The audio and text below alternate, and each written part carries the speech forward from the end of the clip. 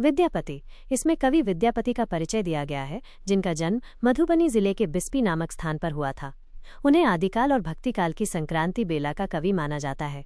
उनकी रचनाएं संस्कृत, मैथिली और अवहट में मिलती हैं, लेकिन उनकी पदावली ने उन्हें सबसे अधिक लोकप्रिय बनाया। सूरदास। इस खंड में सूरदास का परिचय है, जिनका जन्म 1478 ई में दिल्ली के पास सीही नामक गांव में हुआ माना जाता है। वे एक कृष्ण भक्त कवि थे और उनकी प्रसिद्ध कृति सूरसागर है। भ्रमर गीत की रचना उन्होंने श्रीमद् भागवत पुराण के दशम स्कंध की कथा पर आधारित होकर की थी। तुलसीदास।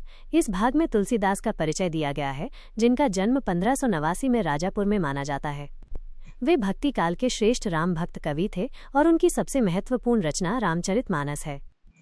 विनय पत्रिका और कवितावली उनकी अन्य महत्वपूर्ण कृतियां हैं। राजेश जोशी। कवि राजेश जोशी का जन्म 1946 में मध्य प्रदेश के नरसिंहगढ़ जिले में हुआ था।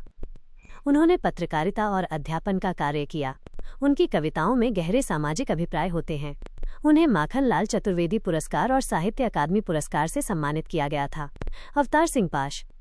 इस खंड में कवि अवतार सिंह पाश का परिचय है, जिनका जन्म 9 सितंबर 1950 को पंजाब के जालंधर जिले के तलवंडी सलेम गांव में हुआ था। उन्होंने 15 साल की उम्र में कविता लिखना शुरू किया और कम्युनिस्ट आंदोलन के समर्थक बने। 23 मार्च 1988 को उनकी हत्या कर दी गई थी। जयप्रकाश नारायण। जयप्रकाश नारायण का जन्म 11 अक्टूबर 1902 को सिताब दियारा गांव में हुआ था। उन्होंने पटना कॉलेज से अपनी शिक्षा पूरी की और बाद में उच्च शिक्षा के लिए अमेरिका चले गए। वो 1929 में कांग्रेस पार्टी में शामिल हुए और 1932 में जेल गए।